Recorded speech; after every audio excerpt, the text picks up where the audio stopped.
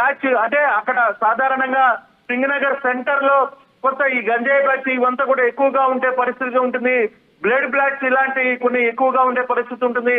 వాటి అందరినీ కూడా అదుపులో చూసుకునే ప్రయత్నం అయితే చేస్తున్నారు. ఒక్కసారిగా దాడి జరిగిన తర్వాత కార్యకర్తలందరూ కూడా షాక్ అయిన పరిస్థితి అయితే మనం చూసాం. ఒక్కసారిగా అక్కడ ఉన్న నాయకులు ఏం జరిగిందో అర్థం కాలేదు. చివరికి అక్కడ సెక్యూరిటీ స్టేజ్ మీద అంటే ఆ బస్సు మీద ఉన్న స్టేజ్ కి సెక్యూరిటీ ఉన్న పోలీసులు కూడా అర్థం కాలేదు. ఒక్కసారి జగన్మోహన్ రెడ్డి వెంటనే ఏదో తగిలింది అని చెప్పి ఆయన తగలంగానే వెంటనే అక్కడ ఉన్న క్యాడర్ అంతా కూడా అప్రమత్తమయ్యారు. అప్పటికే మొత్తం కూడా రక్తం బ్లీడ్ అవుతున్న పరిస్థితి కనపడింది. సో వెంటనే కిందకి తీసుకుని వచ్చారు. కిందకి తీసుకుని వచ్చిన తర్వాత డాక్టర్ హరికిరణ్ మొత్తం ఆయనకి శస్త్రచికిత్స అంటే ప్రాథమిక చికిత్స చేసే ప్రయత్నం అయితే చేశారు.